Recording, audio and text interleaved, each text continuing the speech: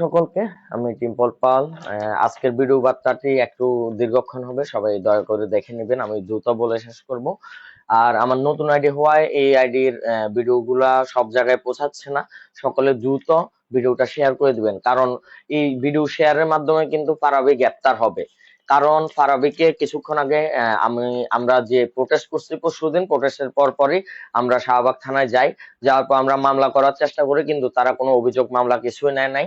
পরবর্তীতে ওসি আজকে আবার যাই, আমরা ওসির সাথে কথা বলে এবং কি ডিউটি অফিসার, ওখানে অফিসার তদন্ত, সবার সাথে কথা বলে এক পর্যায়ে রাগারাগি হয় এবং কি আমাকে জেলে ঢুকাই দিবে এরকম হুমকিও প্রদান করা হয় যখন আমরা রাগারাগি করি।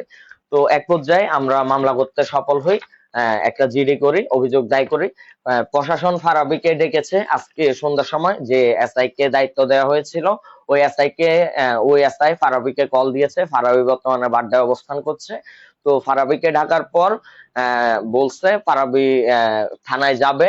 তো আপনারা এই ভিডিওটি এই জন্যই শেয়ার করবেন যে যেন ফারাবি পুলিশের সাথে, প্রশাসনের সাথে কোনো নেগোসিয়েশন না করে কোনোভাবে যেন বাঁচতে না পারে। কারণ আজ পর্যন্ত কোনো সনাতনীদের বাঁচতে দেয় নাই।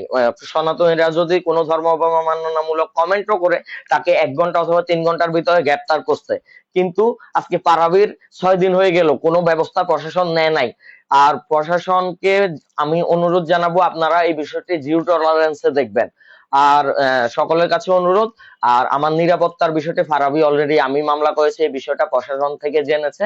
তো আমার নিরাপত্তার বিষয়টা আপনারা দেখবেন এবং কি আমি বর্তমান সরকার বিএনপি সরকারের কাছে অনুরোধ জানাই যেন প্রতিটা ধর্ম অবমাননাকারীদের যথেষ্ট বিচার দায় করে এবং কি তাদের বিরুদ্ধে যারা প্রোটেস্ট করবে অথবা যার বিরুদ্ধে যারা রুখে দাঁড়াবে তাদেরকে নিরাপত্তা দিবে, এই অনুরোধ আমি সবসময় জানাবো।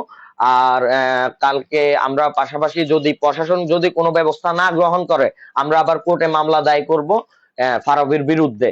তো বর্তমানে এতটুকুই আপডেট রইলো। আমরা এই এই ফারাবির বিরুদ্ধে বর্তমানে একটি অভিযোগ দায় করেছি। ফারাবি প্রশাসনের কাছে যাবে এবং প্রশাসন কি ব্যবস্থা নেয় তার আপডেট আপনাদেরকে পরবর্তীতে জানানো হবে। নমস্কার সকলকে, জয় শ্রীরাম।